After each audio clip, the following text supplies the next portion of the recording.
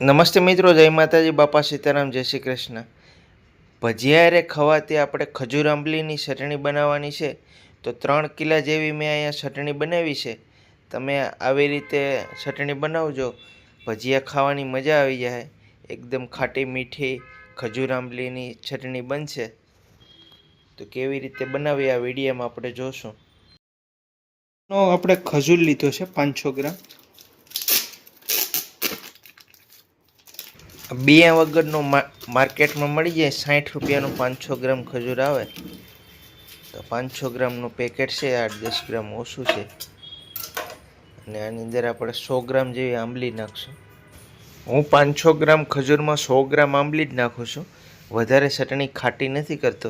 જો તમારે ખાટી કરવી હોય તો તમારે 100 ગ્રામના બદલે 150 ગ્રામ પણ આંબલી નાખી શકો। 100 ગ્રામ આંબલી નાખી છે। દેશી ગોળ છે,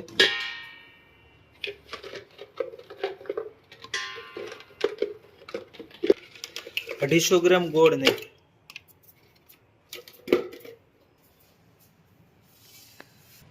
એટલે આપણે આખા મસાલા નાખશું, મરચાં, મરી, લવિંગ, તજ, બાદિયા।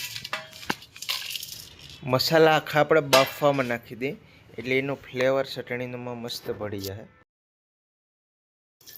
2 લીટર પાણી નાખી દઈએ।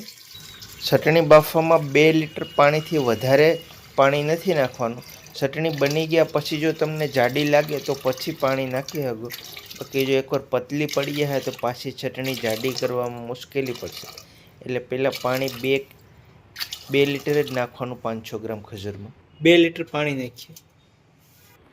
4 દાણા એલચીના નાખી દઈએ। 15 મિનિટ સુધી ઉકળવા દેવું। જ્યાં સુધી ખજૂર બફાઈ જાય ને ત્યાં સુધી આપણે 15-20 મિનિટ ઉકળવા દઈએ। આવી રીતે ખજૂરને બાફવાનો, નીચે જોઈ લેવાનું તળિયે છોટે નહીં। ખજૂરનું કંઈ નક્કી નહીં, તળિયે છોટી જાય તો ચટણીનો સ્વાદ બગડી જાય। હજી ફૂલ નથી બફાણો, હજી આપણે 10 મિનિટ બાફશું। એમાંથી ભલે 200 ગ્રામ જેટલું પાણી ઓગળી જાય। ખજૂર બફાઈને 15 મિનિટ જેવો સમય થઈ ગયો છે। ખજૂર બફાઈ ગયો છે। હવે ખજૂરને આપણે 2 થી 3 કલાક ઠરવા દેવું। ફૂલ ઠરી જાય પછી મિક્સરના જારમાં એને પીસી નાખશું। તો મિક્સરના જારમાં લઈ લીધો, હવે પીસી નાખીએ। તો આવી રીતે પીસી નાખવાનું। પીસાઈ ગયા પછી જરૂરિયાત સ્વાદ અનુસાર નમક અને થોડું તીખું કરવા માટે લાલ મરચું નાખશું। એટલે આપણો ખજૂર આંબલીની ચટણી તૈયાર।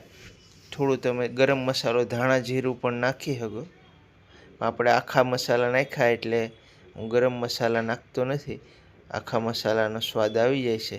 તો આવી રીતે આપણે ખજૂર આંબલીની ચટણી બનાવી છે। વિડીયો સારો લાગે લાઈક કરી દો, શેર કરી દો, સબસ્ક્રાઈબ કરી લેજો। જય માતાજી।